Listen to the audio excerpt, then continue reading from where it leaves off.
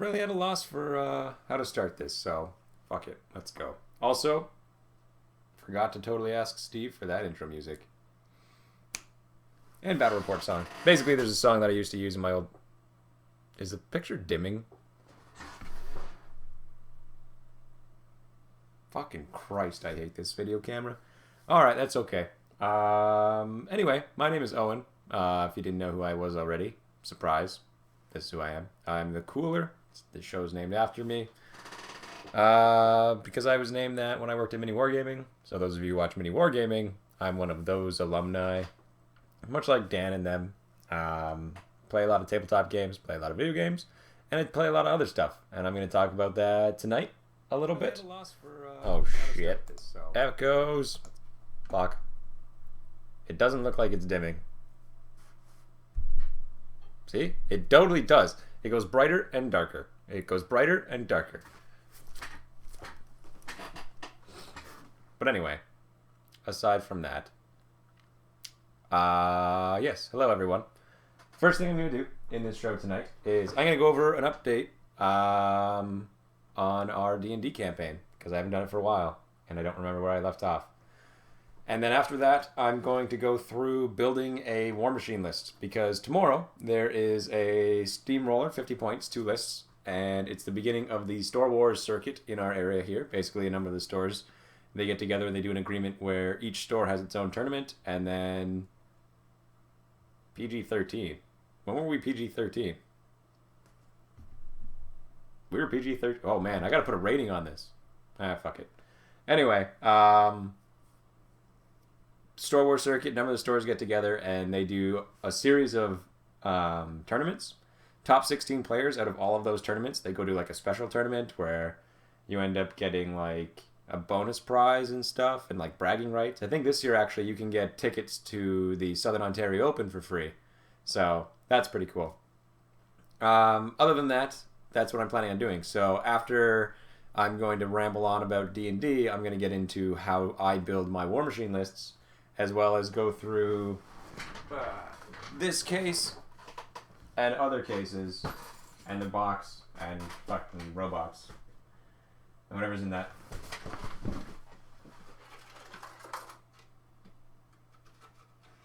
What are you? Okay, anyway. So yeah,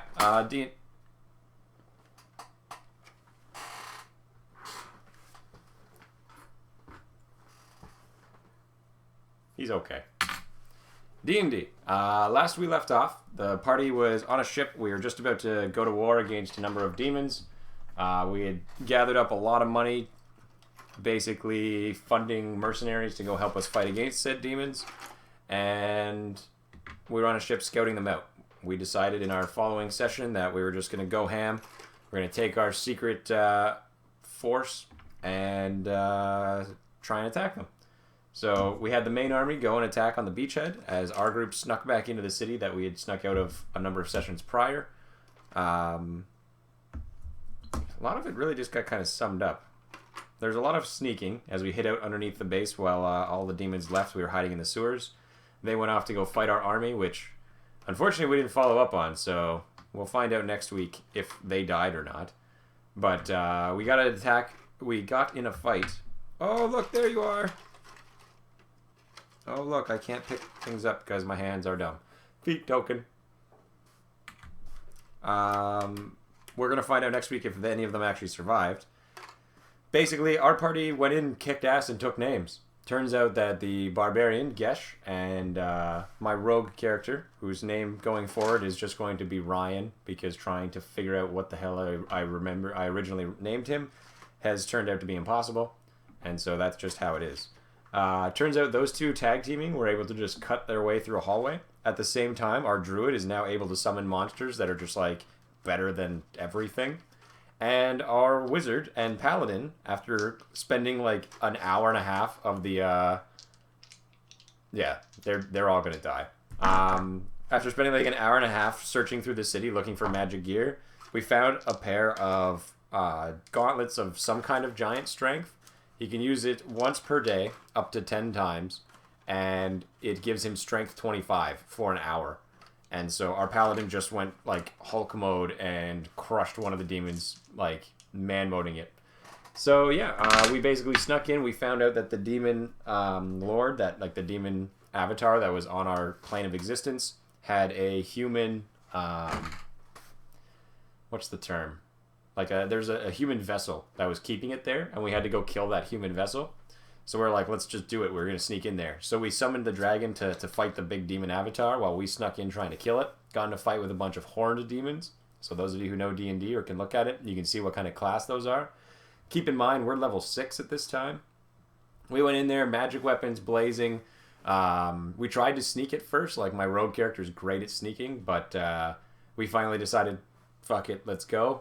We snuck into one of the guardhouses, and there's all these cultists upstairs waiting with crossbows drawn. But my guy was able to sneak up and check that out. Went back downstairs. We just blew it up with fireballs, killed them all. Moved into the next guardhouse, blew that one up. And yeah, we basically just went on a tangent. So that's how that went. Anyway, give me 1 second. I need to stand up.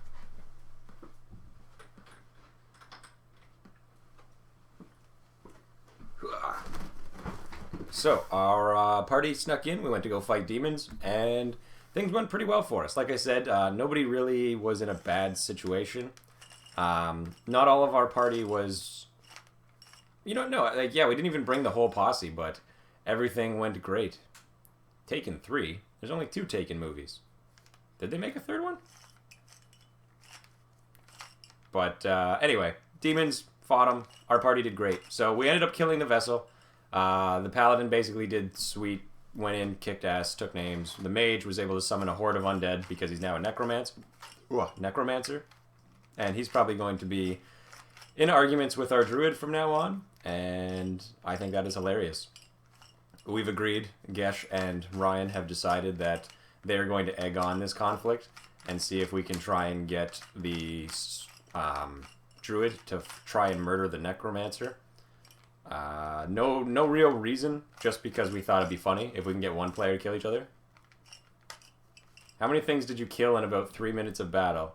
So a round is 15 seconds, and it took us probably 12 rounds to finish that fight. So what is that? 15 times 12 divided by 60? I don't know what that is.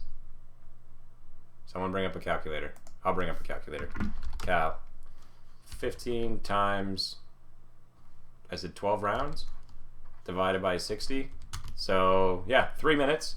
We killed 6 horned demons and probably about 24 cultists. And that was what our party did. Because apparently we kill fast and hard. Aren't necromancy and druidism basically the same thing? No, that's kind of like the opposite. Druids basically, their whole shtick is they support the natural order and like keeping life and keeping nature as it should be. Whereas necromancy is like a slap in the face of the natural order, where it's people defying what should have died and bringing it back again. So it's like, you want to follow what should be proper in nature? Then let me totally slap that and argue against it. That's basically how it goes. So no, necromancy and druids aren't the same. At least in this plot line type deal. Oh, sweet. Done, not done. Yeah, so apparently it is quite solid to be a low-level character in the new D&D rules. And now we're level 7, which is scary as hell because our party's getting actually really good at fighting. Like, I was talking to the DM after, and he was like, that was an encounter designed for level 15 characters. Like, according to the way they do it, which is you take the challenge rating, and... Woo! And then you basically divide that by, basically Nagash from Warhammer Fantasy. Yeah, it's all, undead stuff. Like, that's what a necromancer does. So, you summon stuff. Nagash is the abomination to druids in, like, life. And that's basically what a necromancer is in this fluff. They're people who are just abhorrent and they support bad things. But anyway, I'm in the theater watching Owen waiting for the previews to end. Rude. You're one of those people? Fair enough. Then again, who am I to say? I sat there and watched The Hobbit and just like shat on that movie the entire time. Like I just laughed, and I was talking to my buddy next to me, and we were talking about the movie. I mean, there weren't that many people in the theater, but like, let's be honest, it was a bad movie. It was dumb. It was dumb. I mean, it was flashy, but it was dumb. It was dumb. That's all I'm really gonna get out of that. Legolas is better than life, apparently. Yeah, so that's where we left off with our campaign. So we killed the vessel, the demon, and the dragon suddenly vanished in the sky.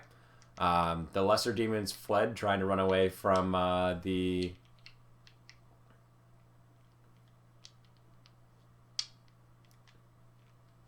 third Hobbit movie sucked. Yeah, it did. Anyway, yeah, so that's where our party left off. So we just finished the fight, and we rallied up, and we're going to go fight against the demon horde, or at least go see how our army's doing. I can say that no matter how it's doing, we are going to steal all the money and come out as heroes. And that's the plan of the party. Now, I'm having a sneaking suspicion that we're going to run into all kinds of traps as we try and leave the city. But we'll see. That's how that's going to go.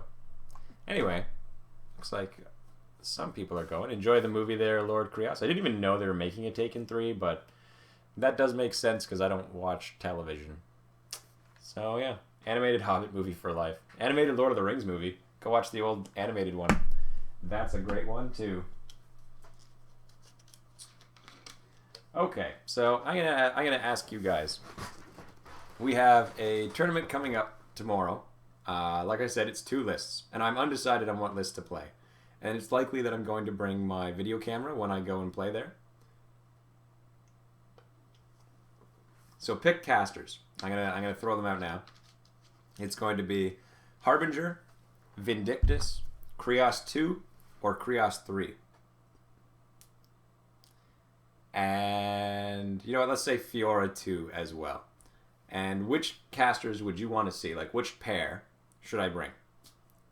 So that's Harbinger, Vindictus, Krios 2, Krios 3, and Fiora 2.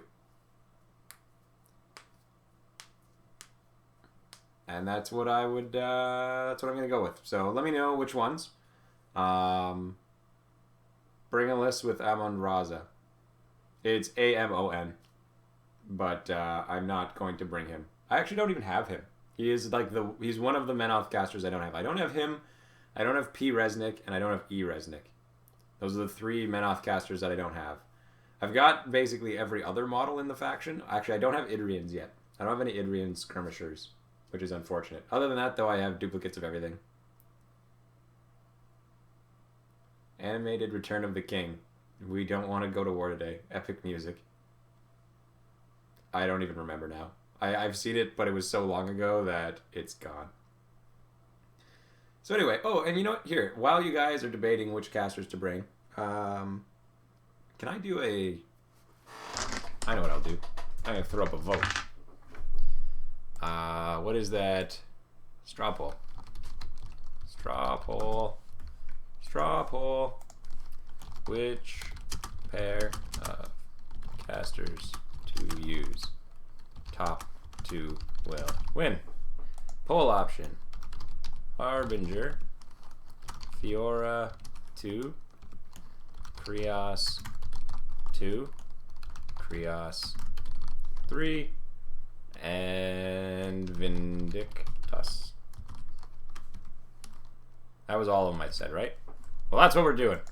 And we're going to allow multiple choices, and we'll create that poll. And it is now available at this website. Bam. And does this work? The fuck? The fuck? No. Stop it.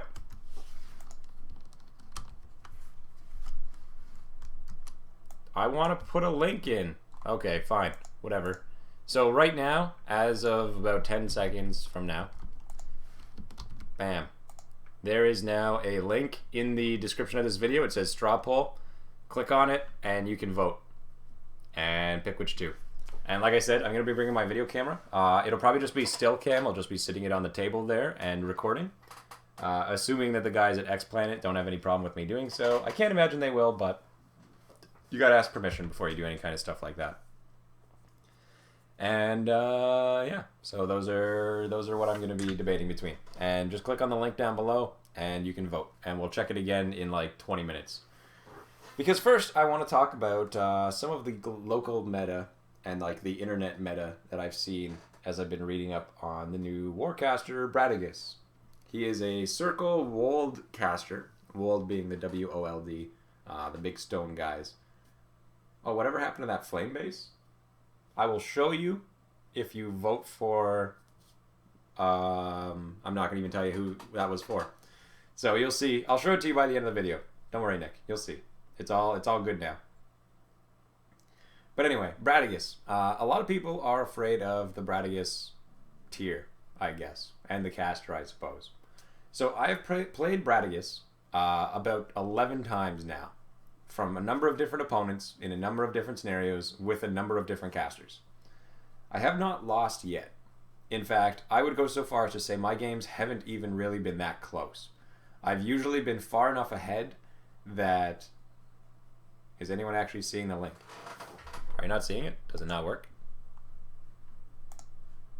Somebody's seeing it, so screw you, man. It exists. It's in the video description. But anyway, so I played him about 11 times, and I haven't yet lost to him. Unfortunately, I played one with Mini Wargaming, and the way the videos were supposed to go down, it was supposed to be a free video, and I was going to use that as a reference to like talk about how to play the game against him and like how to play to counter out the way his army functions.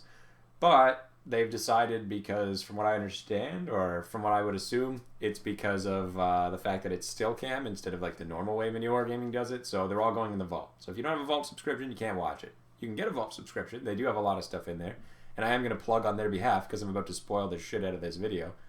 But yeah, go get it. You can watch all kinds of videos there. Anyway, Bradigus. So the list that I played against, and the ones I've played multiple times, have been the Little Wold Watchers, I believe they're called. They're 2 Fury. They're able to get bonus armor and can't be moved. And they have a gun. When they hit someone, they fertilize you. He has 3 units of shifting stones, 2 of the sentry stones that have the 3 little dudes around them, as well as the wold that's got the giant arms, and Bradigus himself. This list has a ton of armor, half-decent shooting, and very good staying power on scenario. It can also, through the combination of synergy, do a lot of damage to you, and because of the shifting stones and his feet, he's able to really move and get that mobility on his list. So on the surface, very scary. If you're able to do... Even the J. If you're able to really do the math for synergy right, you can actually do a very good idea. Oh, and are you a Vault member? I am a Vault member. My username is still MWGOwen. But anyway, you can watch that. What am I trying to say here? Wait, he left? Who left? Fuck it. I'm getting distracted by the comments. Yeah, so I went up against him. I brought my P7 double adjudicator list. You guys have seen this list a lot of times. I run it a lot. I talk about it a lot as being a list. I'll go over it again, just so we recall. It's P7, double adjudicator, Errants with UA, Hierophant, Min Choir, and Rovan and Co. And I think that's it. Oh, and Vassals. And there you go. Basically, the whole shtick of the list is Eye of Menoth plus Battle is really good on adjudicators, especially when they get the Vassal shots. And Errants with Defender's Ward are usually pretty good at just holding it. I have seen the moral spoilers. I'll go into those in a moment. So basically, this is how you beat his list. Now, we got Outflank, which is the 2 zones. And this is probably the best list for my Sevi list, but it's certainly no spoiler for him. Like, it's not a bad list.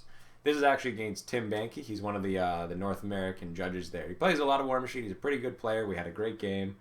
Well, he's pretty good. He is a good player, of course. And we've had he beats me pretty often, but I'm starting to get to the point where we're about 1 for 1. When we play, we each beat each other, which is nice because he used to just crush me every game, but I'm getting better at it. And in theory, I'll get to the point where I'll beat him every game. So, played him. Made a few mistakes. He made a few mistakes, but that's That's what happens when you play, of course. Every now and then he messed up with a bit of being out of formation. But anyway, allow me to go into how I beat this list. So the one thing to remember is shifting stones without the UA do not have stealth. Big deal when you have Judicators shooting at them. Second one is errants are really good at clearing out those little tree or forest making guys. And not only that, they're very good at denying him the ability to make forests, because his fertilizer doesn't work if you self-sack. So long as you screen properly with your errants and just stall for time, the Judicators kill all the shifting stones, and then one Judicator just shooting like crazy at one of the lights usually can kill it. You fire off 3 rounds, 2 of which are boosted if you want, and yeah, you and Tim, no wonder it went vault, I guess. If you shoot at it, it's dice off 4 and you can boost it, so you're going to average out at like 6 to 7 damage. You do this 6 times in one round with the 2 Judicators. They just gun one of them dead. Other than that, you basically make sure, this is the big trick, and this is the biggest thing you have to be afraid of. Make sure your Judicators are never close to each other. They need to be at least 8 inches, probably better to be 10 inches apart from one another. And this goes for anyone who runs big heavies against this list. Like every time you have heavies, keep them apart, because you have to deny him the ability to get his anti-heavy, who's going to be built up synergy, on that jack, whichever one it is. And his caster is also a pretty good beat stick when it comes to just killing a heavy if he's got his synergy chain built up. The other step is, of course, try and deny him the ability to get synergy. If you have any way in your army to deny charges or deny engagement, do so. Just avoid fighting him. Try and kill him with ranged. I know it's hard because they're armor 21 and that's really hard to get through. The other one is to basically charge in and just kill one. Like I played against it with E-Krios. Crush, crush, crush. And that's basically it. You can beat Bradigus either by spreading your army out and making it so he can't build the synergy stack and can't focus that synergy into one place, or you play it where you just hit him so hard that he can't do enough damage back to you. Like if you have enough dude spam, like I played it with the Knights Exemplar, it worked that way. But I mean, the Judicators went in, and one Judicator can kill like 3 of those little machines, like the little Wold Watchers, all by itself. Goes in, sweep, tons of damage, buys attack, buys attack, buys attack, dead. And that's how it goes. So that's my opinion on Bradigus, for those of you who are wondering. And it's been a few minutes. I'm just going to answer these questions here. Yes, Jay has a channel on YouTube. I think I like him on there. I don't recall what it's called. It might be Mini Wargamer Jay. But he definitely does have a channel on here. So does Dan. It's Codex Dan. If you guys don't have that, you could subscribe to him. I know him and Miranda from Wargamer Girl, which is another channel you could subscribe to if you like Warmachine. They do live shows every other Wednesday or so, and you can listen to them talk about whatever's going on, as well as battle reports. Like they do that kind of stuff too. But yeah, will Owen ever create his own vault? Probably not. At least not in the foreseeable future. This is basically how I look at it. Right now, doing a YouTube channel as a full-time thing, which is essentially what you'd need to do. If you wanted to make a vault, or a Patreon, or something like that, something where you actually wanted to make money making these videos, it could be done. Now, I don't think I have enough of I want to say following, but I don't have a big enough audience, really. And unfortunately, I'm not helping that audience because I've been very inconsistent with my videos. Because in my opinion, consistency is what really builds your audience. Like if you constantly are making videos on a regular schedule, it doesn't even have to be often, but just constant, you're more likely to get more people to be interested because you're something interesting. You're always making. Now, it's been a while since I've done a battle report, which is the big thing that people want to watch. And it's even been a while now since I've been doing the live shows, which that's basically been because life has been all over the place. Now, as far as making a vault, maybe in the future, maybe if I did want to do something like that where I could push this into being its own thing and doing this as Dan bought the mini I designed for him on Hero Forge. That's awesome. But yeah, it might be something to do in the future, but it's certainly not what I'm planning right now. For now, I'm just going to keep making videos because I have gotten another job, just crappy job passing the time since I've been back in Ontario, and now I'm basically working on this as a hobby, which is basically what I was doing before. I had kind of gotten really serious into it, where I was thinking about making it a very full-time type deal.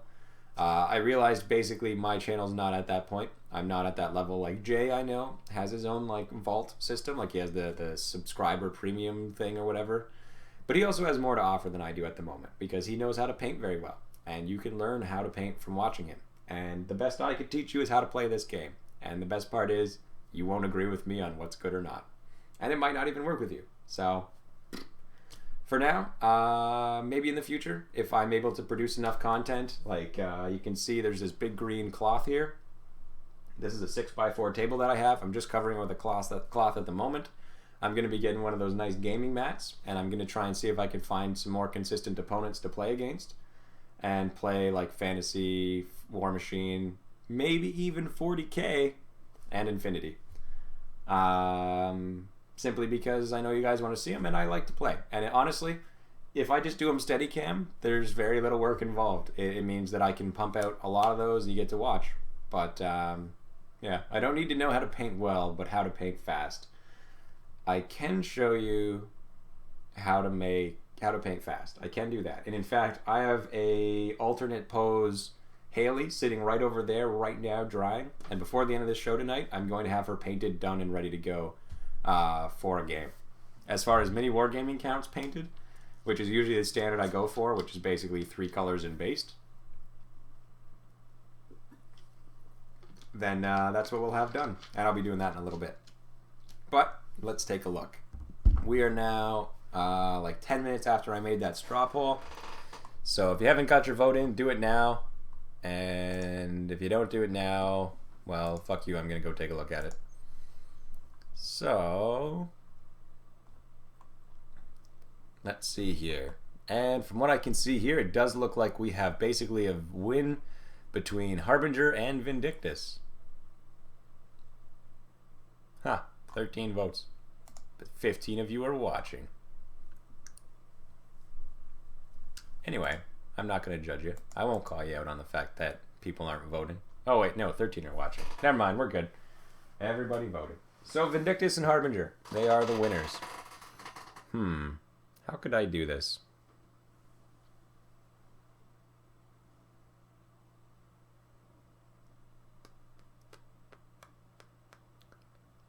Thinking of a way that I can get out my army and start building it, but you guys could actually see what I'm doing. So I think this is what I'm going to do, is I am going to run the tiers for Vindictus at least. And I don't think I will for Harbinger. Wow, this table needs to be cleaned. Getting lazy. Let's wheel this over. Unzip the bag. So, you're going to go to a tournament. And you go, what do I need to bring? I didn't see the link. Well, you should have saw the link. It's sitting there in the chat, man. Or it's sitting there in the video description. So you're going to go to a tournament, and you're trying to think of, well, what do I play? How do I play my list? Like, what do I bring in order to win at this tournament? Or at least to do well at it? Now, a lot of people will say, oh, well, you're going to need to look at your local meta and bring things that are a good response to what your local meta has. Now, this is not my opinion on how to do it. Probably missed it. All right, let's take one more look. Maybe it got voted out. It's still Harbinger and Vindictus, so that's how we're doing it. Yeah, so you basically go, well, how do I beat it? And a lot of people online will say you need to have a list ready so you can fight against the Miserable Meat Mountain. You'd want to have a list that might counter like a Harbinger list, or you need an anti-Crix drop, or you got to be able to deal with Circle, or hey, I've got a lot of Khador players, how do I get around Chaosi, or whatever the case may be. Now, it's not inherently wrong to play like that. If you have a small meta, like if you play against few players, and you're not really sure, or rather you're rather confident, you're rather sure of what they're going to be bringing, that's probably a pretty good idea. It might work for you. It's not what I recommend, and it's not how I build my lists. So what I'm going to be doing is I'm going to be building 2 lists here, and they're each going to have their own role. they're going to be able to function on different scenarios against generalized factions and try and get the best out of them. So the first one here is Vindictus. So Vindictus's list, and the one that I'm going to be bringing, is 2 full units of Errants, and then a full unit of, and then a minimum unit of Choir, an Errant Seneschal, and 4 Reckoners. And that's going to be my list. Now, a lot of people will go like, hey, what do you mean? You can't play Vindictus without bringing Zealots, because Zealots and him are that's kind of their shtick. Our meta seems to be a bunch of kids under the age of 15. Well, hey, that's just because they're under the age of 15 doesn't mean they're bad per se. Or totally obnoxious. I've met younger kids that are fine players. But that's not usually a good thing. Anyway, plan for scenario. Plan for some specific goal. Do I need anything else out of this box? Not yet. Yay for my locum largely being made up of 20-somethings. Yeah, that's the best. But anyway, build to play on scenarios. So here's Vindictus's tier. 4 Reckoners, Choir, Errants, and Vinny himself, and a Hierophant. Now, the way I'm going to run this list is it's going to have to do one of 2 things. Because I know some of the scenarios that I'm going to have that are going to come up. Now, one of them is how... Because you know the scenarios. Like, it's going to be either there's going to be a kill box or no kill box. And then there's going to be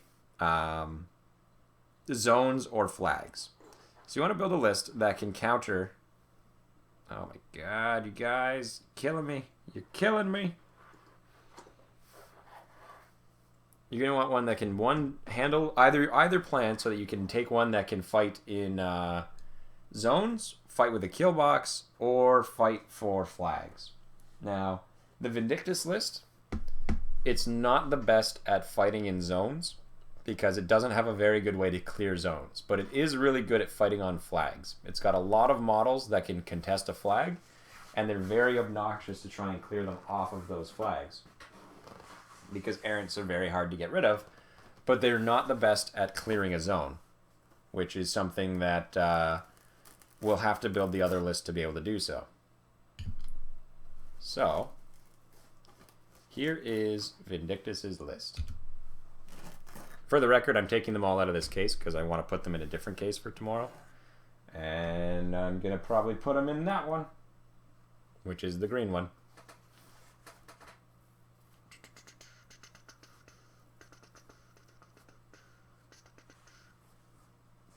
So anyway, play so that you can fight on scenarios. So this is the Vindictus list. This is the whole thing sitting on the table here. The big trick that this list does is it lets you have advanced deploy on your Reckoners, plus these 2 units have advanced deploy already. So you're able to get across the board really fast, and if your opponent doesn't know what's coming, it's entirely possible to just assassinate them at the bottom of turn 1. They move forward, you charge and kill them with all your guns on your Reckoners. And so this is one of my lists, and I know that I have that as an option.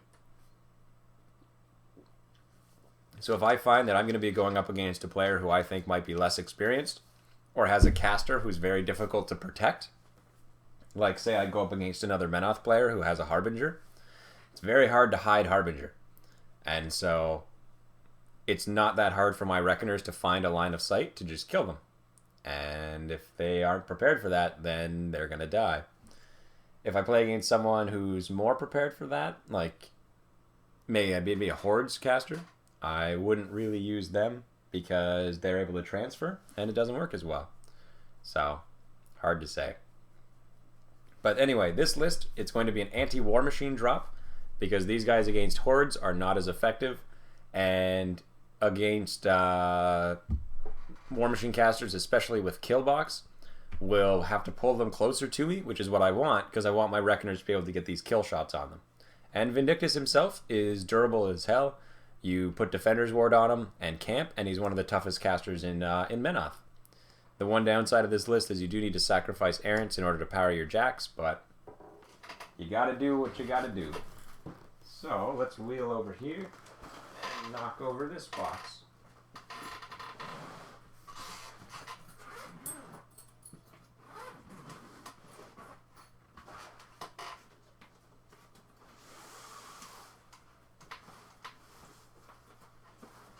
And this case is entirely filled with demons and chaos stuff, I believe. And the answer is yes.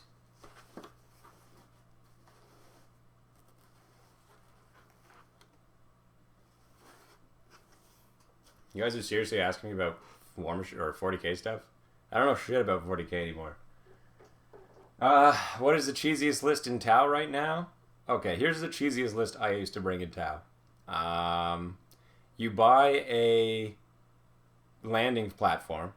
You fold the tank sides up. So you give everyone on top a 4-up invuln.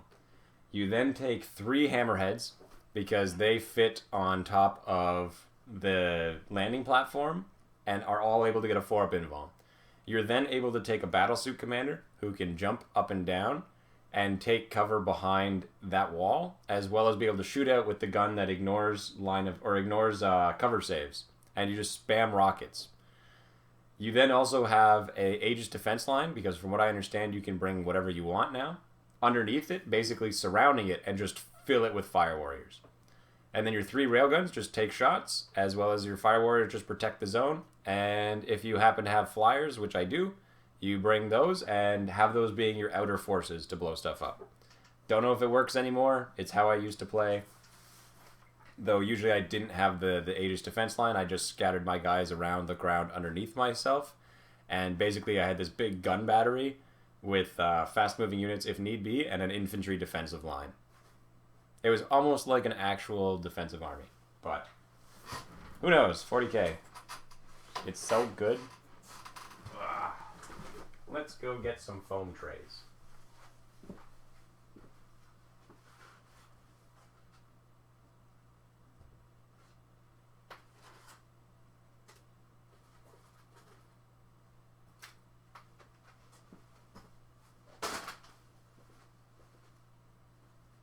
Tripping over stuff.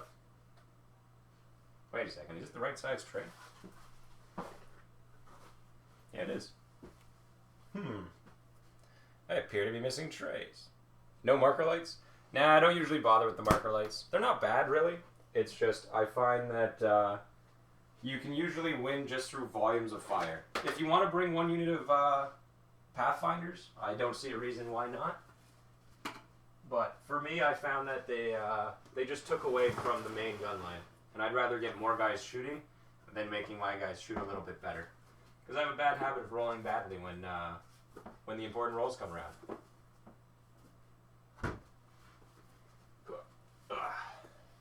Does this one fit? Nope. Are these all too small? I think they are. Well, this is going to be annoying. Where the hell are the trays that are supposed to go in this box?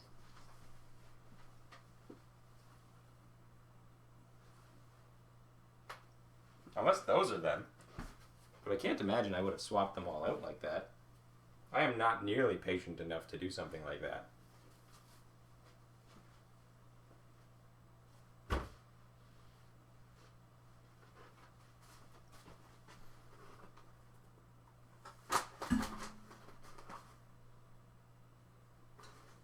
Yeah, there's no way. There's no way that's the case. Where the hell is my other bag?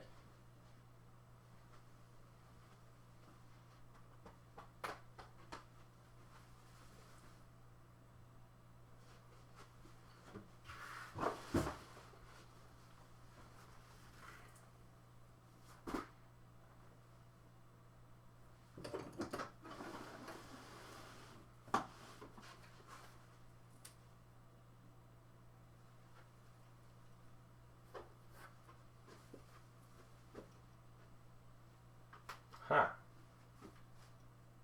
I'm not impressed right now. Ugh. You are Warmachine, less 40k. I'm trying to play more hordes, but the community down here is sporadic. Fair enough. Ugh. Let's take a seat and look at what's going on here.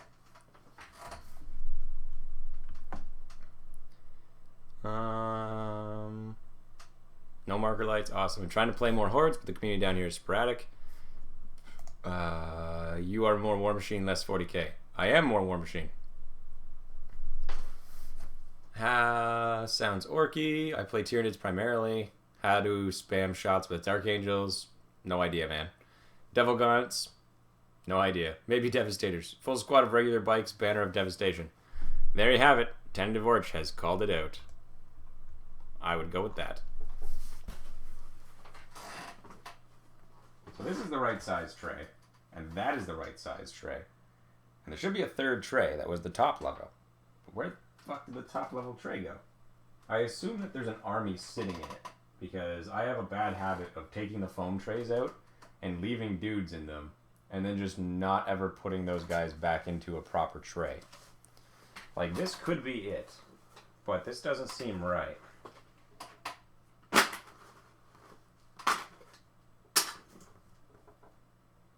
No, this one definitely wasn't it. This whole case was just for the Chaos Army. So where did you go, Mr. Foam Tray? Well, this is a big old bag of fail.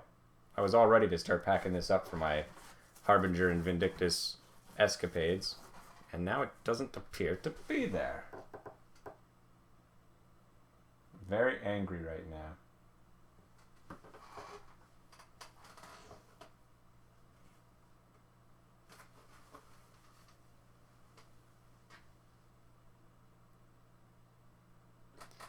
Anyway, salvo 4 bolt guns with twin-linked annihilate light infantry. That would certainly sound like that's the case. Especially because salvo on bikes makes it so you're relentless, right? So you can just shoot full amounts regardless. If I recall anything about Warhammer Machine, War 40k, Warhammer, that's the one. Is the 40k. Oh yeah, a lot of people asked me about the new Warhammer Fantasy stuff. I gave no responses for the most part.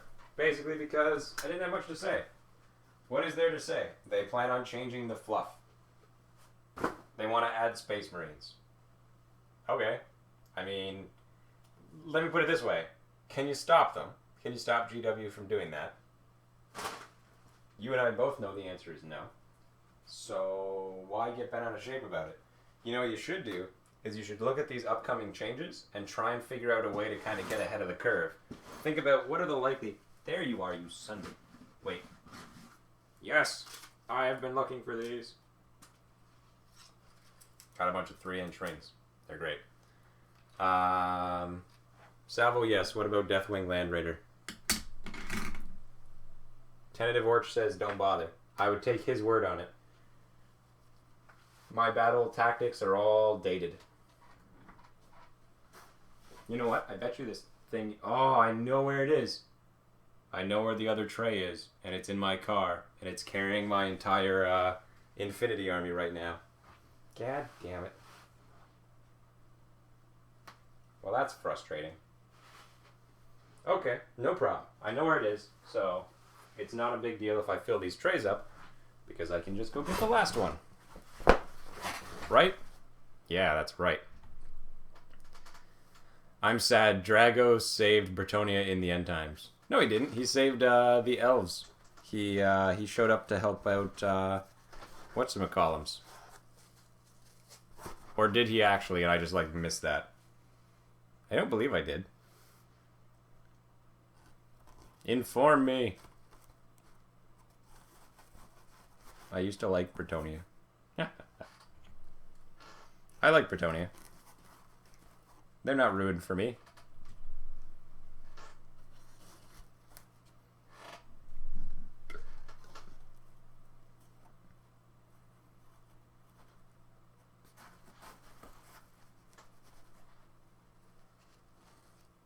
Man, this tray is in bad shape.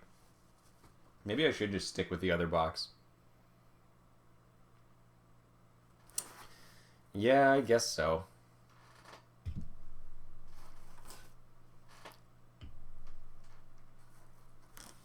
Go with Sebea. I remember him. He could go on a jet bike back when jet bikes weren't a thing. Can't everyone just get jet bikes now and land speeders and whatever? I mean, I guess if you go on Forge World, you could still do whatever you want. Whee! Throwing stuff around. And let's pick you up. Everybody back in the box. Back in the box.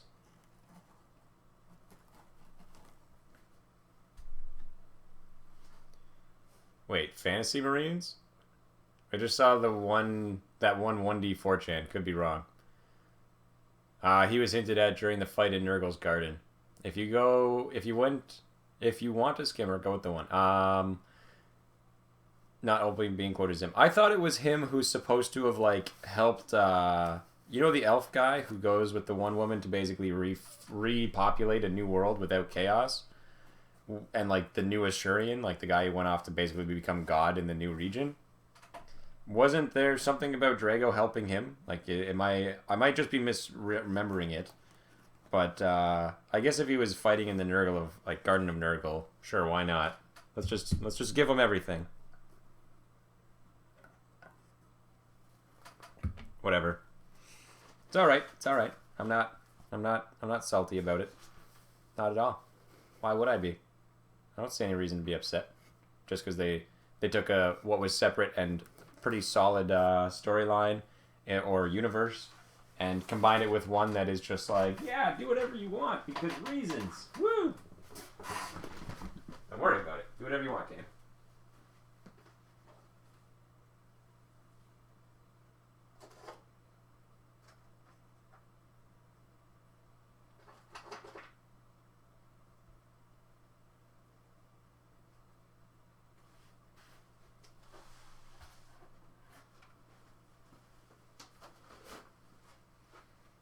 And now let's bring over the other one.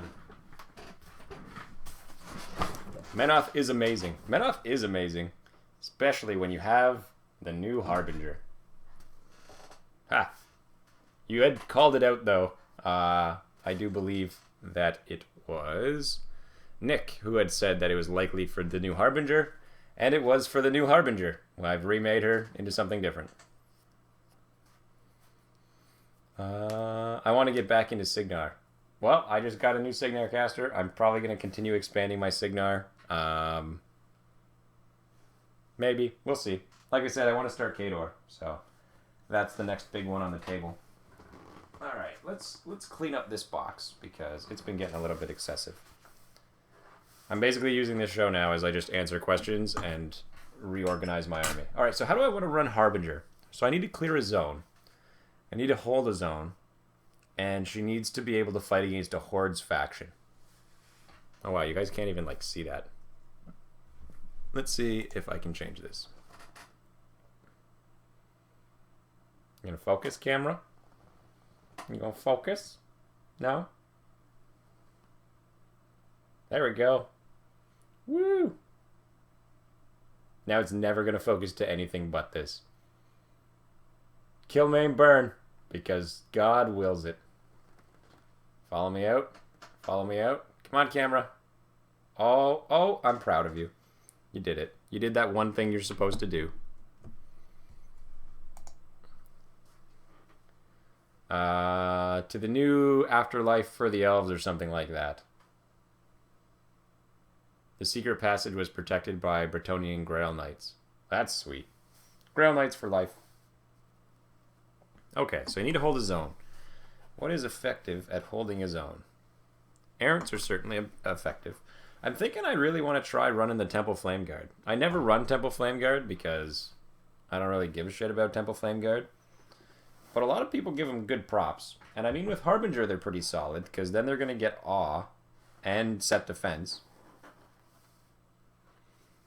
So I mean that's a good 1-2 combo. Putting them up to Def 17.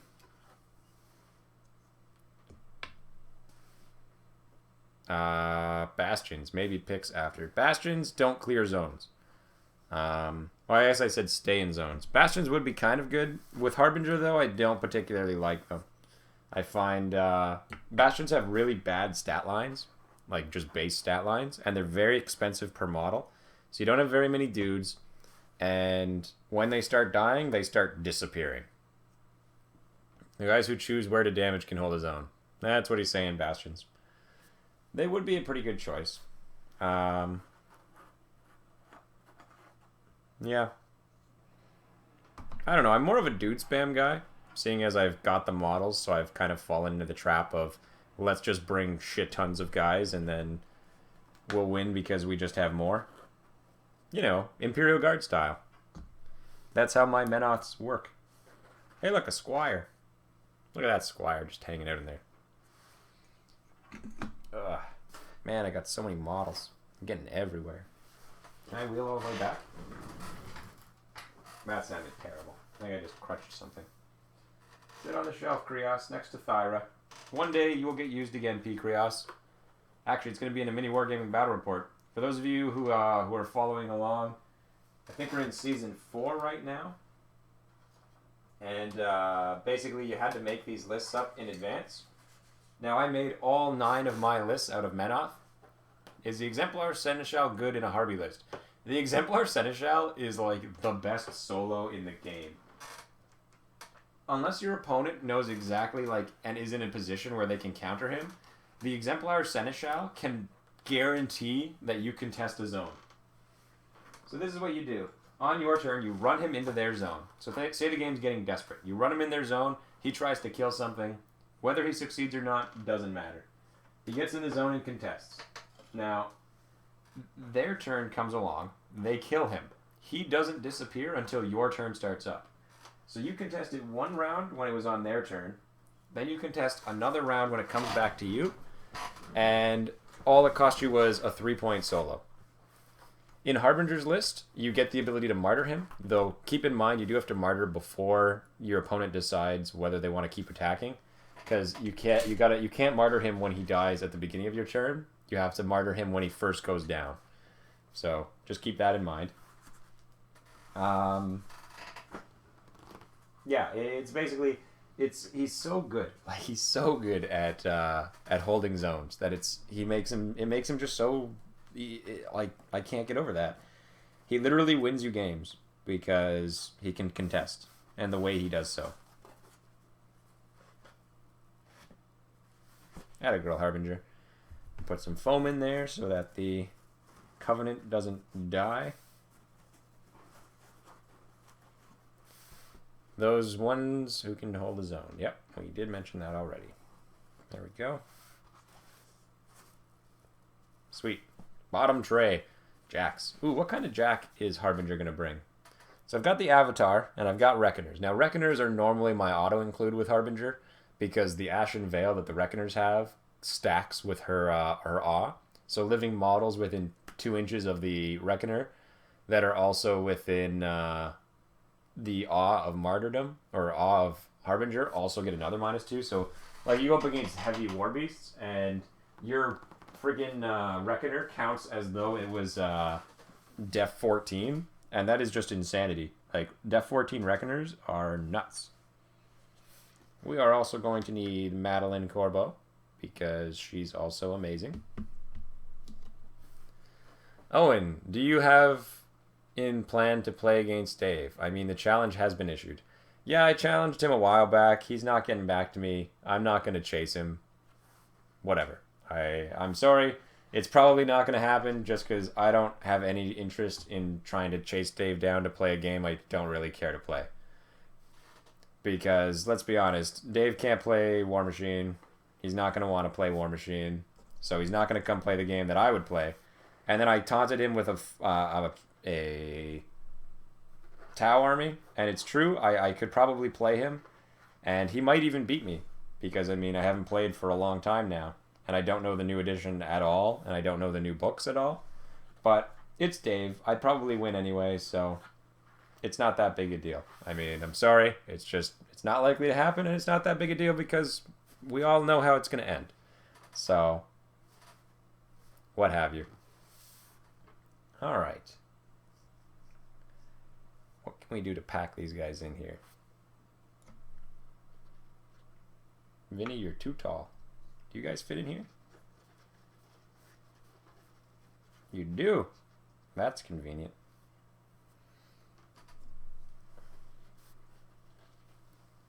I mean, I guess that comes off as kind of cocky. Being like, yeah, Dave can't win because Dave is Dave. Whatever. Maybe somebody will tell him about this. About how I called him out. and then he just kind of wussed out. Because originally I did plan on playing him. Like, I was all ready to play 40k, and we had set up like a date, and he had been like, okay, just let me know when, and I let him know when, and then he just kind of never got back to me. So, like I said, I'm not going to chase him down for it. I don't need to do the battle report. It's not like it would go up on my channel.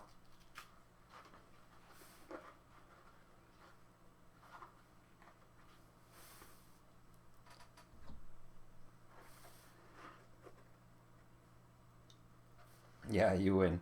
I think that's the way to look at it. Think of it this way. Think of it as Dave has essentially conceded by not showing up. That's how the challenge went down. He was challenged, the date was set, and then he kind of wussed out and never got back to me. I mean, I've seen him, but you can't beat Matt. Can't beat Matt. Go look at some of the old battle reports between Matt and I. It's true he beat me a few times, but watch the fantasy ones. Those are great. We played like a dozen games of fantasy, and then he finally beat me once, and then he never played me again. It's quite amusing.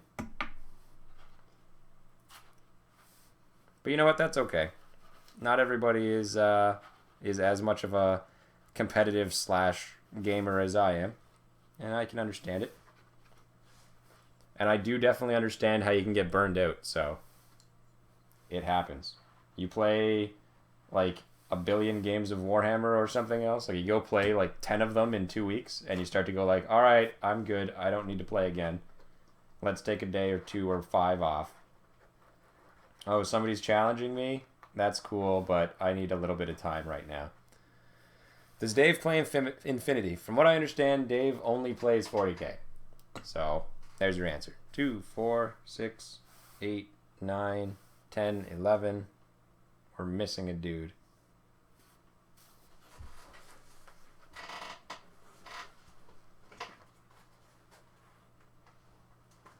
There you are. 11, 12. Yeah, but Matt plays with Tau now. Then we've already won. He's on my team now. So, victory for the Tau. We have won. Haha, you want to fight again? You lose again. You lack the will of the warrior. Hey, P-Scar. Oh, you know who I picked up recently to flesh out my Signar and Khador armies? Ooh, Alexia. I will too. I love 40k, but I can't play it 24/7. That's how it goes for really any of these games. I mean, you do get burned out. You play enough, and then you just go, you know what? Let's just not for a little while, okay? All right, let's not. Holt, what happened to your gun arm? I found it the other day too. It's in one of these cases. Oh well. Should I play Harbinger's Tier? I have like a half dozen Crusaders. No. Nope.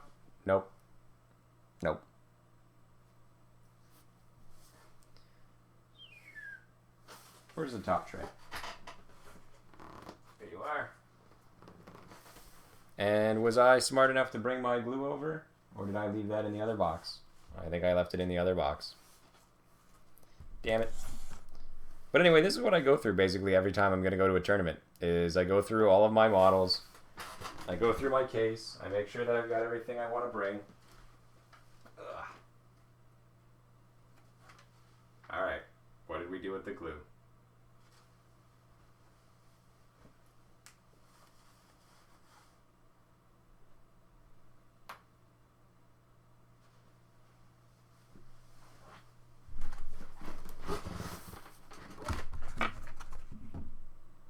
Well, I guess we'll come back to it.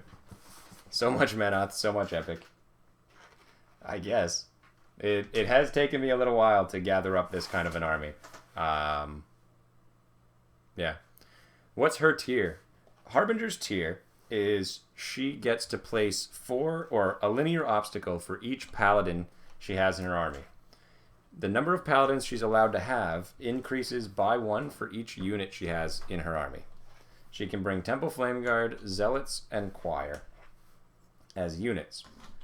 And also, the other buff is that all heavy warjacks that have no ranged weapons have their points cost reduced by 1. So basically what that means is you can bring Crusaders, the standard Menoth heavy, and they are reduced to 5 points each. So we can bring colossal numbers of heavy warjacks who are buffed by Choir, as well as by Harbinger, who is a 10 focus caster, and basically just swarm the table in giant bases.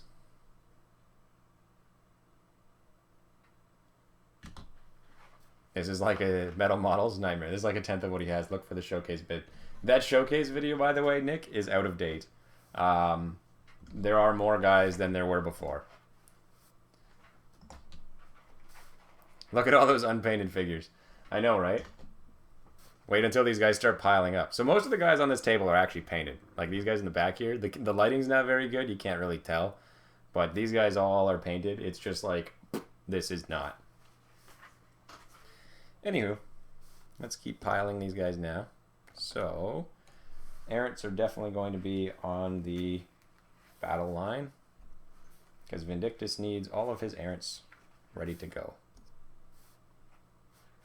I know, I do have a lot of painting to do. This is my next goal. After I paint Haley, who's sitting over there. Then I'm going to paint these guys. Then I'm going to paint... Oh, I've got a bunch of solos still to paint in the actual Menoth army. Age-old question. 2 choirs or just 1? There's almost no list that you're going to play. Okay, Gaming, I subscribe to your channel. Cool. Thanks for subscribing, man. There's almost no list in which you would bring 2 choirs. Like, it's basically pointless. There's like no reason why you would ever do it, because you can't have them stack, and that's basically how that's the end of the story right there.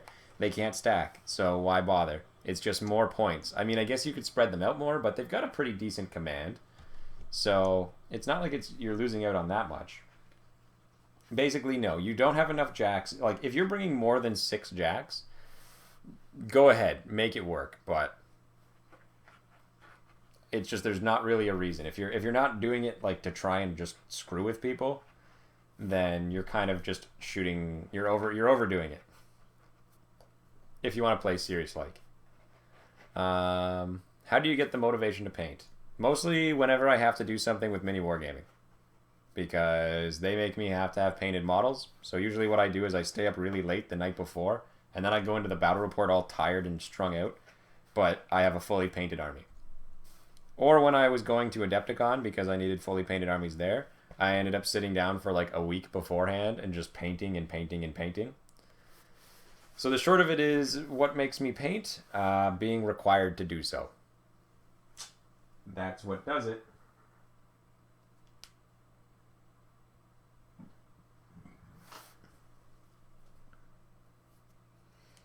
All right. I think I want to pack up my my Signar as well. I'm going to put them in here. And then I'll have a Signar and a Menoth pair of armies ready to go. Because I like my Signar. But I don't really have that much.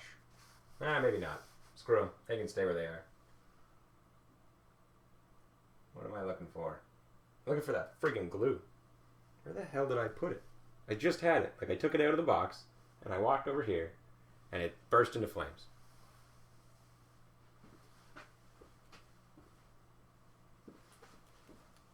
Ugh. Or I put it on the shelf, which was totally right where I would have put it if I needed to use it. Dum dum dum dum dum. Come here, activator. Oh, this is almost out. I'm gonna have to go and buy more. Wait a second. No, don't give up on me. Oops. Fun stuff. This is the greatest investment you can ever do if you have to build pewter models. Just throwing that out there right now. I highly recommend it. Squirt the surface that you're going to attach the piece to put a little bit of glue on the piece you're trying to attach. You attach it, and... Oh, did I miss the model? Nope. Bam. Done. Did you see that? Did you see it? Look at him. He's already ready to go. Job well done. And he's a pewter model, so that's what I have to say about that.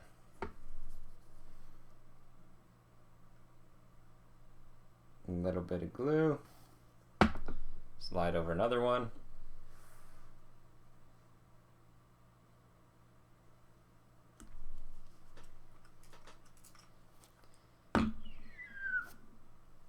Is that accelerant? You bet it is.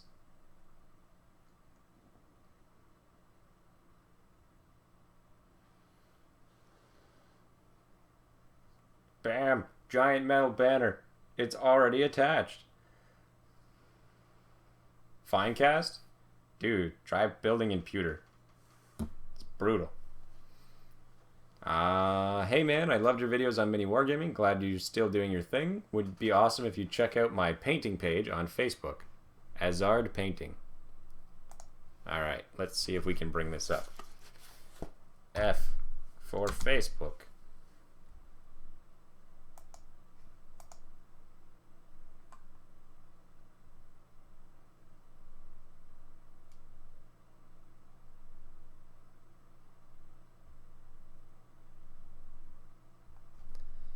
Okay, we'll cross that bridge later. Hazard Painting, Halifax, Nova Scotia. Click.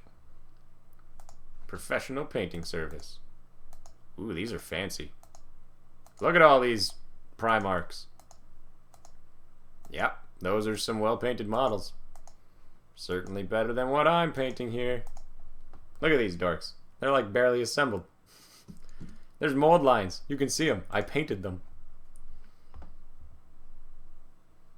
You can brush accelerant on as well. At least a fair bit linger that way. Satan's gift to mankind is glue accelerant. Yeah, it is. Awesome stuff. The only issue is that the super glue bonds get brittle over time or in minus 30-degree weather. Over time it does do that. And it does get pretty cold out here, so I can attest to that too. Alright, vassals are always a good choice in your army. And Madeleine Corbeau is also an amazing choice. She's a great support model. And where'd that other tray go? What solos do we have in here that would fit in this top tray? Who can we top deck? We can put Iana in the top row. And we can put Holt in the top row. Can we put Nicia in there? You bet we can.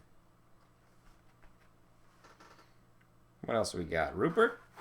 Rupert, do you go in here? I'm thinking no. No, Rupert does not. All hobby is good hobby. Doesn't mean you can't glue them again. Nope, you can always glue more. Alright, so we basically got the two lists together. Oh, I can finally put the rest of those models in here. This is a heavy tray. This is all pewter models. It's double Zealots and then TFG and Choir.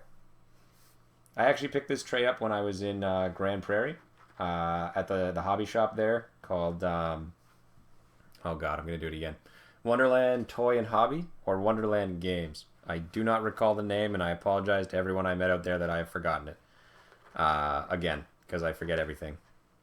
But I was there, played a couple games. Nice folks. Unfortunately, I had to leave, but that's a whole other story of sickness and getting screwed over. But hey, we're back now. And I will go visit again at some point. Or maybe move back out there. It depends on where life goes at this step. But yeah, picked up this tray. I think it's for Infinity models. And it actually works surprisingly well for Warmachine. Now I've had to like tear a little bit and trim a little bit and change up a little bit here and there, just to make it all go together, but all in all, it's done a very good job at moving my models around and them not breaking when it does so. And let's be honest, what more could you ask for?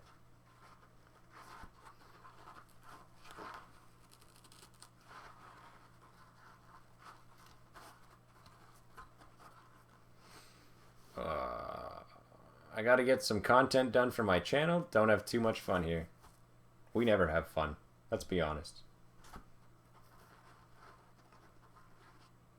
There we go. And there we go. Bam.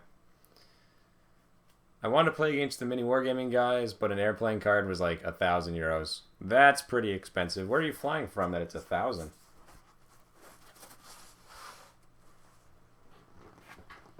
And no, I'm not going to try and guess because I have no fucking idea. No idea what it costs to fly different places. At 1,000 euros, that's like a $2,500 flight, which is really expensive. I mean, I can fly to like Hong Kong from here for about $2,500, if not less. You could probably do it in like $600.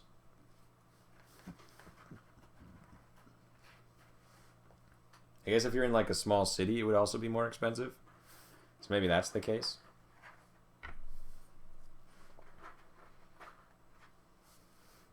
Vindictus. Pack them up. All right. So, the only thing left is to finalize the Harbinger list. So, Alexia, you and your buddies... Actually, you know what? Let's get Alexia actually attached to her base. All right. What can we do here?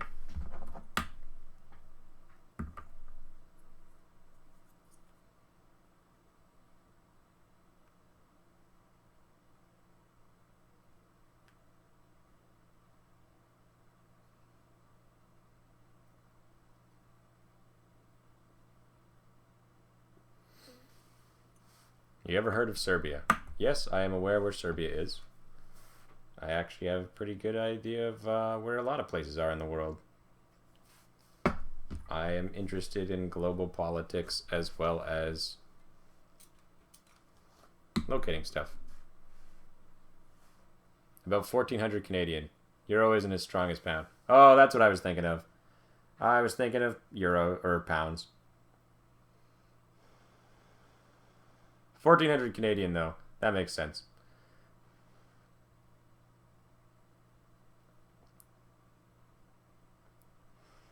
I always think of the pound whenever I think of anywhere in Europe, which I know is wrong, but for some reason I just default to thinking the euro is the same value as a pound.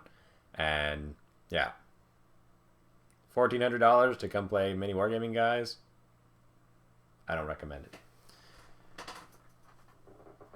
There we go. So this is a 5-point unit. It's a mercenary unit. Works for Signar, Kador, and Crix, I believe. This is Alexia and the Risen. This is the best 5-point mercenary unit in the game. I don't know how many 5-point mercenary units there are, but this is certainly the best. And it's probably even the best out of a lot of other units. Essentially what you pay for when you first bring her, you get 5 points and 10 of these little Risen. The Risen have terrible stats. She has pretty decent stats, and she has a couple spells that are what make her great. The first one is, anytime a model's killed within her command, she gets a corpse token. Also, whenever someone tries to cast or upkeep or cast a spell, it costs double as much to do so while in her command. She also has the ability to turn one of her crappy little thralls into these guys, a scrap thrall, or just a thrall, I think they're called, thrall warriors. And they're basically weapon masters with reach, but they count as solos and can go off and become their own units. Every corpse token she collects can then make a new one of these guys, up to a total of 20 on the following turn. So it is entirely possible for you to basically recycle your whole army. Oh, for the record, you don't get corpse tokens off of the corpses. So like these guys don't give you more corpse tokens.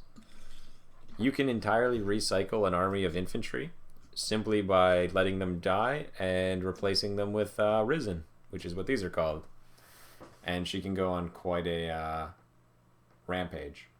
She can then spend these guys to boost and buy attacks, as well as take damage for her as if she could transfer at 1 damage per piece or 1 boost per piece. Moral of the story is, very, very good unit. So I aim to paint her and all these guys. Not tonight, of course, but it's on the to-do list. She's a great addition to your Signar and Khador armies. If you play either of those two factions, or you plan on playing those, I recommend you pick up Alexia and the Risen. All right. Alexia, you're going back on the shelf. Well, we don't have any shelf space. Alexia, we're going to make you some shelf space.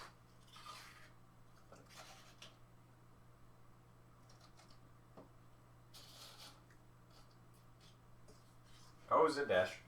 I don't have a use for you anymore. Risen.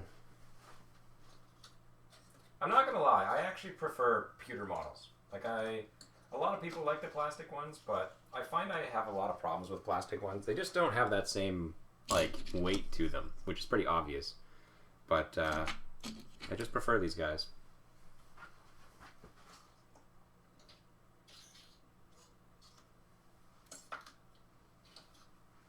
I also just realized that it's been over an hour now for this show, which is a lot longer than I'd like them to go on.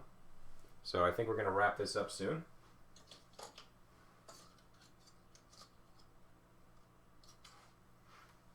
Everybody back to the shelves.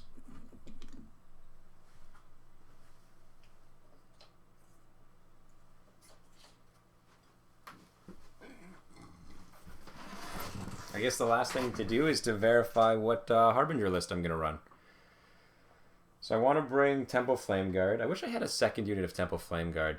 I really need to get another one. I've only got one right now, but they're really good. And they like everything else, are good if brought in duplicate. Harbinger needs to be able to clear the zone. So Vanquishers would be a good choice. The Menoth Heavy that has a 4-inch AoE that does continuous fire. And we have Vassals, so they could drop double tap. So what is that, 16? That's 20 points right there.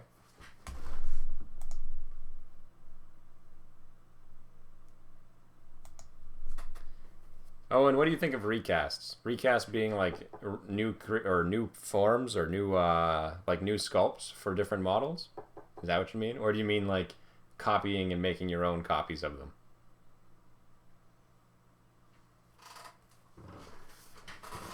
Each of those is a different answer. Alright. You're a Crusader. You're a Crusader. You're a Crusader. Screw it. We're gonna go tier bonus. You're a Crusader.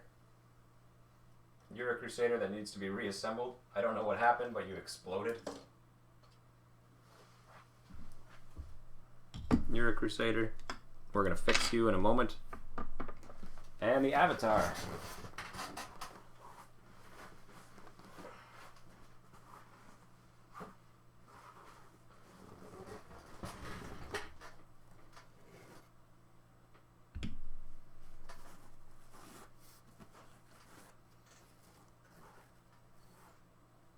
Oh, like pirating them and making duplicates? I'm not as big a fan. I'm totally on board with how you're going to be able to get the, what are they called? Objects eventually. And they're getting better and better at it. I think that they're going to get a lot better, a lot faster than people in the industry seem to think. But what the hell do I know? I'm not in the industry. But never bet against technology because shit goes fast. So I think a likely case is going to be that you're going to start seeing schematics for models getting sold, as well as spool, essentially, for these 3D printers. And then the companies will simply charge you for designers. Because, I mean, it is not easy to make one of these. Like, a lot of people are like, I'll just make my own model.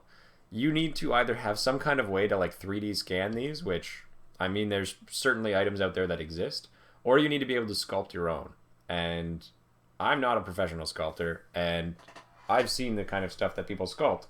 E.g., look at every model that you ever have, and think about having to carve that out of, green stuff, and tell me that you could do it. Hey, I'm sure some of you out there could, but I know I can't, so I ain't gonna try and claim that I can.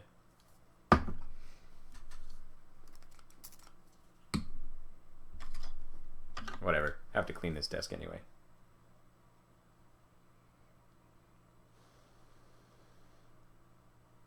Dun dun dun dun. Dun dun dun dun. It's common already. Ordered from China. Oh, are you talking about like people who are making copies of them? Yeah, no. I can't honest with like a good conscience try and argue against it, seeing as I have 2 Barracudas that are recasts. So basically what that tells me is that the primary company is unwilling to... No, don't be empty. I just need you one more time.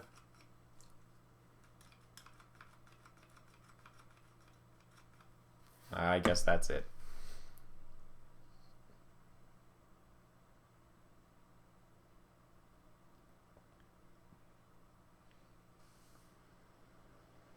Gotta go to the classic way. No activator. Maybe if I win this tournament tomorrow, I can buy more. I mean, I could buy more anyway, but I don't like to pay for things. Like a large portion of my Menoth army, I've totally won at events. Because, like I said, I don't like to buy stuff. I've been using this, the Privateer glue. P3 formula. It's actually been pretty well. It's been doing pretty well. Keeping my guys together. Alright, how the hell am I going to fit those 6 into this tray?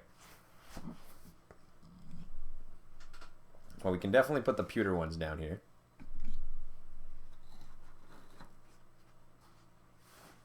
Are you saying good luck getting these guys in?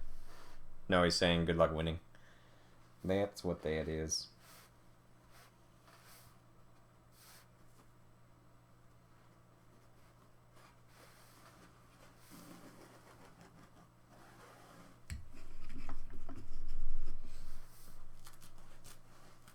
Now you guys are going to get to see, because like I said, I'm going to bring my camera and record.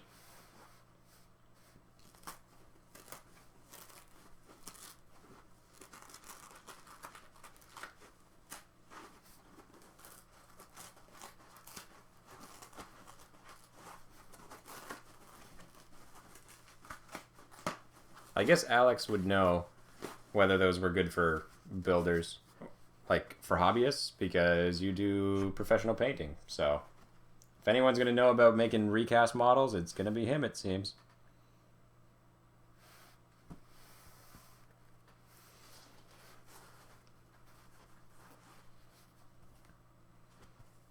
Well, that sort of worked. I did not originally pop this out in a very efficient manner. But what can you do? What can you do? It's too late now. Yeah, and these guys need to be at least 3 across. Shame, shame. Alright, well, let's see how many of you we can get to fit on the 2nd floor.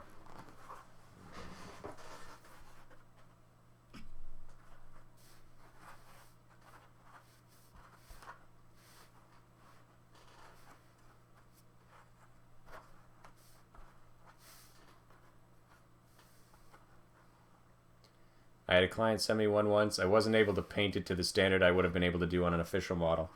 Yeah, that makes sense.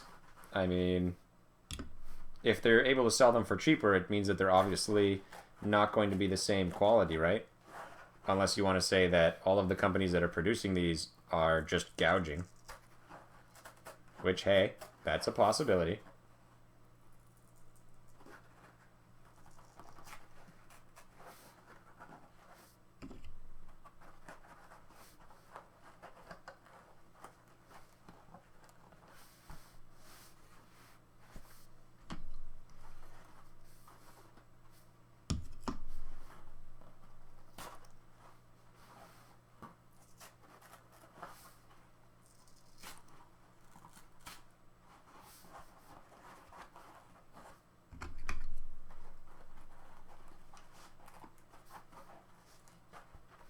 There we go. Any advice on starting a Skaven army?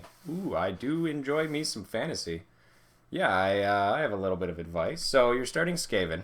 Now, there's 2 ways you can run Skaven. You can run Skaven where you play the Rat Swarm, so you bring huge numbers of, like, just shitty dudes. and have a couple powerful wizards intermingled in there. Or you can run the Skaven army that has a lot of different kinds of equipment. So you run the kind of Skaven army that's got like all the warp lightning cannons, as well as like doom wheels and hell pit abominations and that kind of stuff. Bam. Now this basically, in my opinion, is just personal preference. I like the Dude Swarm more. I think it's a little bit better, but honestly the equipment is still pretty solid.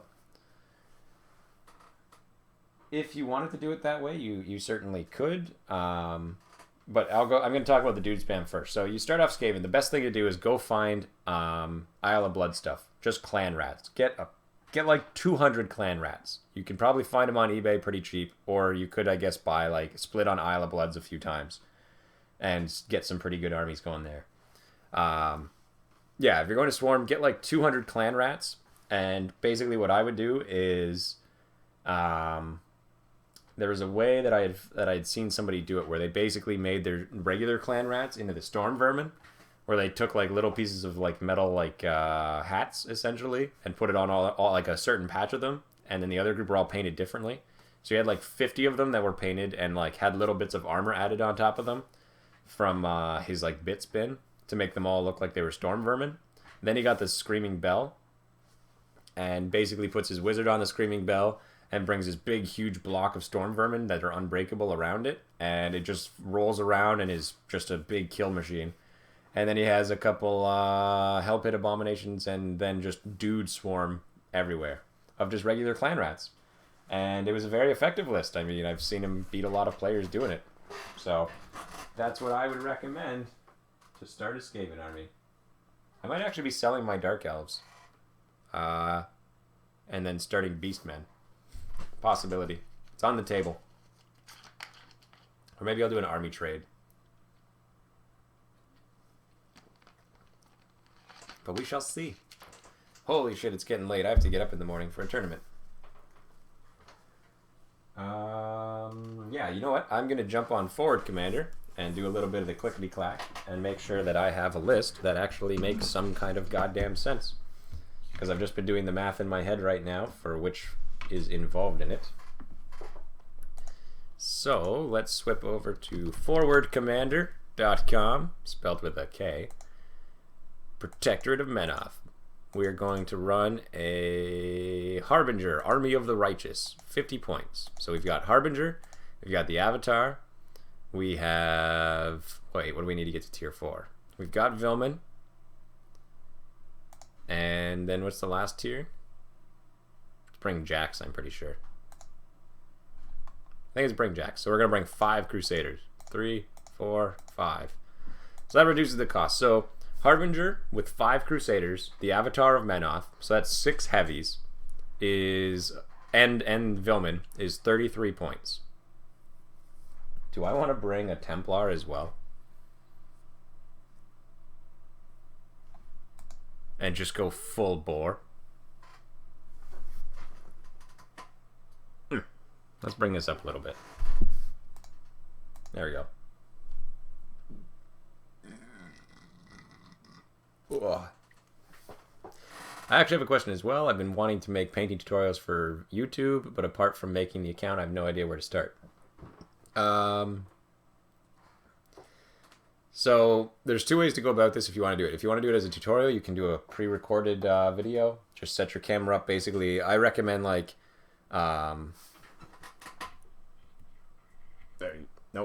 There you go. Best example is, of course, watch... No, that's way too high. What's going on here? And why are you blurry again, you lazy bastard? Come on. Do your job. Fucking camera. This is why we were replacing you. This is why you're going to get booted. Because you're a piece of shit and don't know what to do. All I want you to do is function. And you're not going to break down again. Like, there's this... Anywho, put the camera, like, here. In front of you, and like have your tripod. It's best if you have one that even can lean over, or even like this if you have a nice camera, and then zoom in right on your workstation. Make sure you've got a lot of good lighting from every direction. You don't want a lot of shadows. And the best bet is to have like an actual base. Like, I don't know how you paint, but this is what I've got from watching Chris, and he does this professionally all day long. So he's basically got like a little like stand essentially where the model sits like right here in front of him, and then he's got the camera zoomed in right on the model itself, and he's got light coming from every direction. And then he basically just paints it like that right there with the camera just watching the paintbrush go across. And then usually what he'll do is he'll record the whole thing, like he'll just do the paint and paint it. Then he'll go back and using a microphone, eat that, your fucking ears. He goes back and voices over the whole thing, usually explaining what he did and like how he did it as he goes. And that's what I would recommend. Other than that, I mean, and then that way you can also do like time skips to speed up what's going on. Once you've got that done, it's just a matter of going to upload in the top right corner when you go to YouTube. You start uploading. You do need some kind of recording software though. There's a lot of them. I mean, if you wanted just a free version, I don't recall what it's called. You can get, I don't remember what it's called.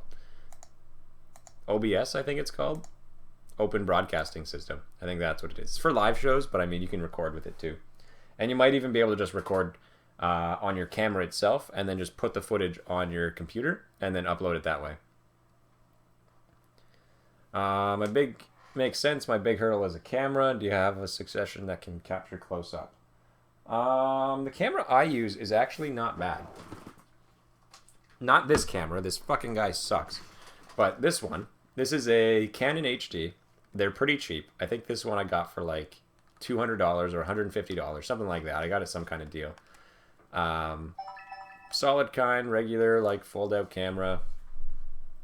This is the one I use when I'm recording like a battle report. And basically, it's got relatively good zoom. You can set it to pretty high quality levels. And this is the one that Mini Wargaming used to use a while back. So it's if you don't want to get really heavily into it yet, I recommend this one simply because it's a nice camera. So this is the HD CMOS, 53 times advanced zoom, the Vixia HFR 400, and it's a Canon camera. Here we go. If you want to do a screen cap, like focus, goddamn you have one job. There you go. Nope. Stop. There you go. And that's what you could use. All I have is the iPhone. Yeah, I got nothing for you then. You're going to have to figure something out. I recommend getting an actual video camera, because video cameras do better at video camera jobs than anything. That list has a ton of iron. You bet it does. All right. We're not going to bring a Templar. I'm going to finish building this list. So we're definitely going to need a full choir. That's a mandatory thing. Fucking wish the Indictor was out. It makes me so sad that it's not. Ugh. Game, you're killing me. You're killing me. We're going to bring a Hierophant, because the Hierophant is also a huge big deal. Now, what do we bring for Dude Swarm? Zealots or Flame Guard? Oh, we can bring both. Bam. But then they don't have UAs. And without UAs, they're kind of bad. How can we knock off points? Oh, you're not dropping Vilman. Vilman's a big deal. So adding Vilman actually saves my points. Brings my point cost down by 3 instead of up by 3. I'll look into your suggestion. Yep, there you go. I was thinking about doing a modding / painting cheap and easy channel, but cam is definitely a roadblock. Yeah, I know, man. It's basically how it goes. I have a Nikon I-28. Fair enough. I honestly don't know much about video cameras. I do know the ones that I've used before, which, like I said, I use them for Mini Wargaming. This is one of them. And that's basically what I can say about it. Other than that, I mean, I don't know what to tell you. Let's see here. I always thought it would be fun to have a Harbinger tier list, bring a bunch of min units so you can bring as many paladins as possible. Yeah, it's pretty funny. I mean, I have 4 paladins, so sometimes I would bring like Vilman plus 4 more and run them as a big gang. And I could do it in this list, but I don't think I'm going to. I want to bring something kind of competitive because I'm going to be going up against players that are all pretty good at the game. Everybody I'm going to be playing against is going to be pretty knowledgeable and capable. And you can't even bring... Oh, this list is hard. Because you can't bring vassals, and vassals are a big thing. So I've got 12 points left. You know what? Can I copy this in clipboard? Will this let me just post this right in the chat? So this is where we're at so far. Ah, damn it. Never mind. Screw the whole thing. Harbinger tier is fun. It is fun. But basically the question is, do we bring Zealots and Zealots in UA, or do we bring Flame Guard in UA? Let's go with the Flame Guard. And what else can we bring? We have 4 more points left. So you could bring Min Zealots. I mean, that's an option. And then you could bring full Temple Flame Guard with UA and then Min Zealots as more bodies. Or I could bring a pair of Paladins. I think the Paladins are the way to go. Do I have enough wall templates for that? I used to have a whole bunch. But then I started giving them away to people just because. And now I don't have very many. Which I guess is what happens when you just give stuff away.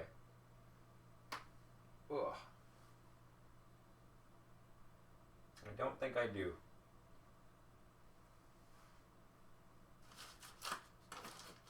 I wish these were freaking wall-sized. Oh well, that's okay. They were awesome gifts. Very nice stuff I got from Austin Paint Job. They make some really cool cutout stuff. And I recommend it. Yeah, I don't think I have enough wall templates hanging around. I used to have, like I said, a bunch, but kept giving them away. 2 Pally can help hold his own. Yeah, that's basically what I'm thinking. We bring the 2 Paladins and just not bring the extra wall. So 50 points, it's Harbinger, 5 Crusaders, Avatar of Menoth, Temple Flame Guard with UA, Choir, full Choir that is, and then Paladin Vilman and 2 other Paladins. And the idea of this scenario or this mission is to basically open up the wall, or open up and take zones. You know what? I think this would be my. See, you know what? This isn't a good match for my Vindictus list because they're both very jack heavy. Like they both depend on using a lot of armor, and if I play against a list that has a good counter to this, I'm gonna get my butt kicked. We might have to scrap the whole plan.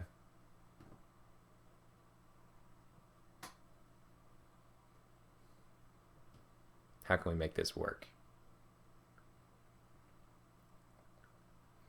I'm thinking about what can be done here. Because yeah, it's one list has 6 heavies, the other list has 4 heavies. I mean, that's basically the same thing twice. Harbinger just does it a little bit differently, but it's basically the same list. It's fun, don't get me wrong, but it's not a good play. This isn't a good run. What can we do? What can we do? I think there is no choice. I think I have to change up. I need to make an anti-hordes list that can also fight for zones. So I think the Harbinger tier's out. It's okay. It's one of the two. It's going to be either Vindictus or Harbinger. One of them is going to lose their tier. And I mean, I guess, well, whoever's still left in the chat, make that call. And that's how I'll do it, because unfortunately it's not going to work with both of them running the tier because it's just too much jacks. It's too much jack spam, and I'm going to get countered hard. And it's not that I'm going to like lose it outright from that, but it's going to make it far more difficult to be able to basically win.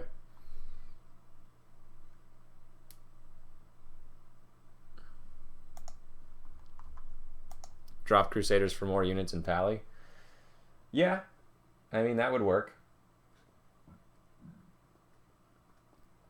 But they run into the same problems. I mean, like there's more efficient uses of points, like bringing the book, Madeline, Rupert, Errants, Zealots, like all the things that are basically denied to me in the tier. Those are all really big deals. Yeah, Harvey out of tier. You chose, it's your destiny. No, we'll swap this. We'll drop the tier for Harbinger and see if we can actually win. So we'll make a new Harbinger list. It'll be a better list. It'll be a good list. So it'll be Harbinger. And you know what? Let's bring the Avatar. I don't bring the Avatar enough. Let's bring the Avatar. And we're going to bring 2 Reckoners. Because fuck yeah, Reckoners. Then we're going to bring full Errants with their UA. We're going to bring full Temple Flame Guard with their UA. We're going to bring full Zealots with their UA. Okay, one of these guys is going to get dropped. Then we're going to bring the Covenant. And you know what? I bring Zealots all the time. Let's keep the TFG for the first time in forever. Then we're going to scroll down and we're going to snap up a few Mercenaries. Madeline Corbeau, Rupert Carvolo. We've got 4 points left. We can bring a Hierophant. We have 2 points left. We can bring, let's see what's something.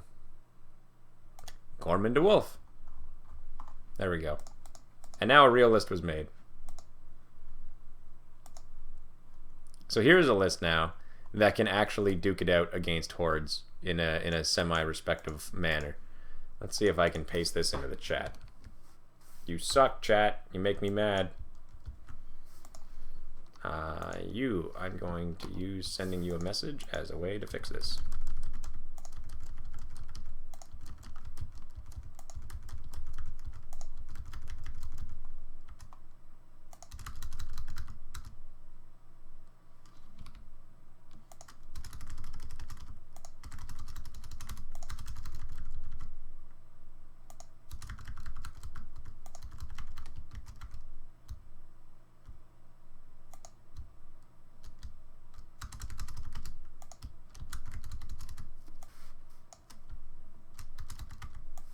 There we go. Is that enough characters? Can I post that?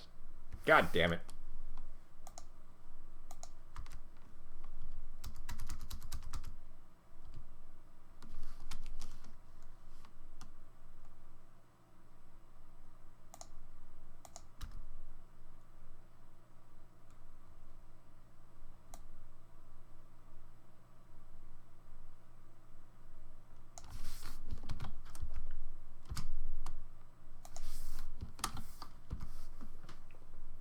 There we go.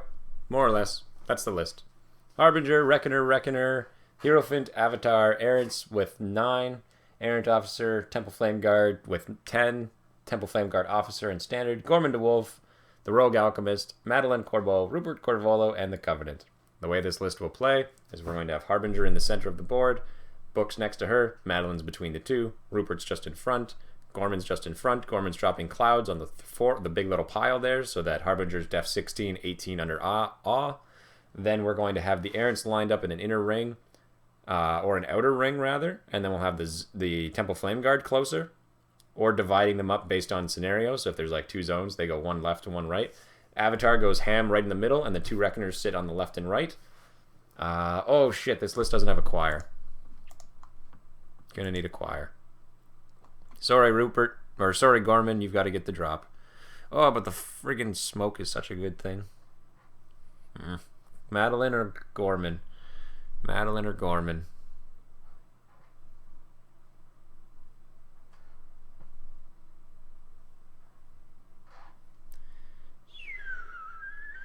Let's go with... I run Gorman not very... I run Madeline all the time. I don't run Gorman very much anymore. What would the benefit be of Gorman other than that? He'd just be there for the cloud. I mean, Black Oil's cool, but that's not going to win me the game. It'll knock out a Colossal, but the Avatar teaming up with Reckoners can knock out a Colossal. So let's drop Gorman, and we'll bring a Min Choir. Bam. There we go. And that's the list. Anyway, this has been going on for like 2 hours, so I'm going to wrap this up. Thank you guys for coming out tonight. I didn't exactly plan on doing a show, but... that's just how things worked out, so stay tuned. There's going to be a couple videos from this event, in theory, assuming all has gone well. And I'll see you all Sunday. There should be a show. Tomorrow evening, I'll post whether or not that's going to happen. I have been feeling pretty under the weather, but we'll see how that goes. Have a good one, everybody.